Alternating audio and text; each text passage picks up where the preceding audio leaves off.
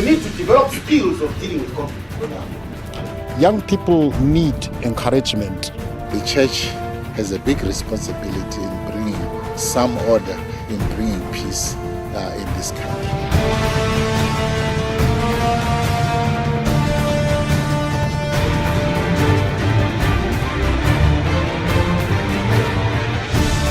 A God-fearing police officer, they can discharge his or duties without fees. It's our responsibility to make sure that the communities, they live in peace. After 30 years of Zimbabwe's hard-won independence, conflicts are still fresh in the minds of people, making healing and reconciliation a challenge. The conflicts have left families and communities polarized, displaced, poor and disadvantaged, and full of unaddressed issues of all kinds.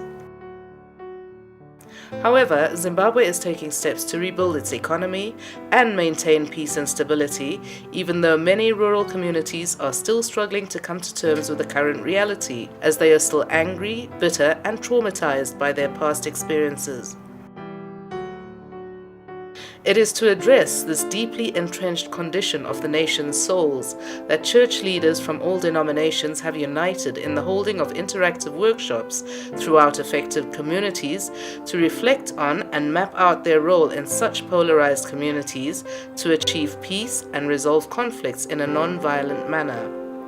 Against this background, the Ecumenical Church Leaders Forum, ECLF, was formed to empower communities at all levels to respond constructively and positively to political and social changes in order to achieve peace and resolve conflicts in this nation. More than 80% of the people in Zimbabwe claim to be Christians. So ultimately that meant that the church has a big responsibility in bringing some order, in bringing peace in this country. ECLF is taking the program to communities through workshops where people engage in discussions, airing their grievances and differences as therapy for their past hurts and healing process. In Nkai district, an eager community has organized itself to discuss issues of peace and the way forward to resolve their conflicts. Mr. Mkwananzi had past conflicts with members of his community from a different political party.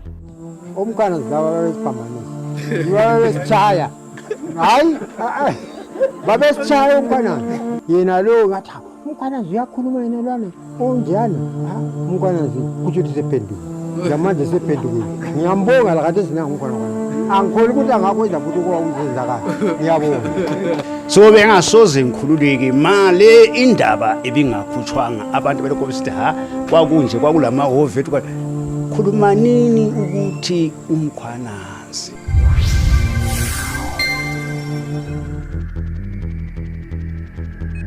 During the liberation struggle, many young men and women from Honde Valley went to war and never came back. Most families are still hurting, while others have not even grieved to this day. The common factor being that closure has never come. Wana wakaenda kuhondo, wachibva warowa wariko waisadzoka. Umwe wabereki wakangosara murume nemukadzi wakatarisa mapfiwa. Hapana akabatawo maoko kana kuzouya kuti mioyo wana wakatitera hawana kuzodzoka hawana kungogara. Tingasharamba tiri kuzvifunga izvi zvichapera sei? Kana pakazenga siswa kuti titisi mwana edu akafa zvakanzi yanga iri nguva yehondo tibva tandozvinyara kuti kufa kuti ndoriyo.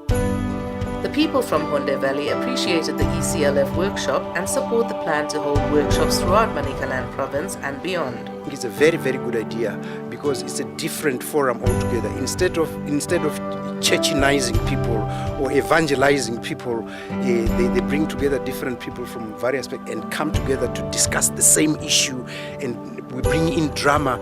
Instead of preaching, this is what happened, people killed each other and so forth, and said we end up sounding like politicians maybe.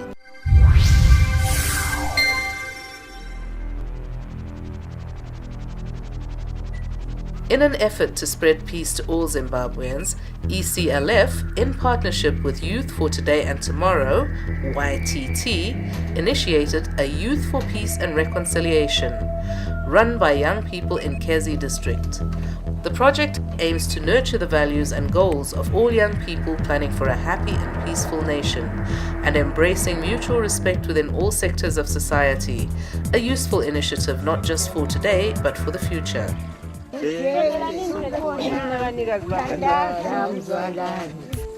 She's one of the elderly ladies who are usually visited by the girls and boys in the YTT peace groups. They are called peace advocates. The project has an organized soccer team sprinting toward a goal for peace.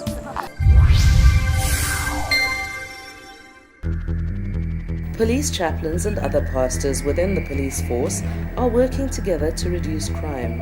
As the police who are there to fight crime, to maintain peace and stability, and they've also come in, seen that they can play a big role in helping the police to fight crime. And the realization that both the police and the church are actually fighting the same thing. I got this very clearly here today.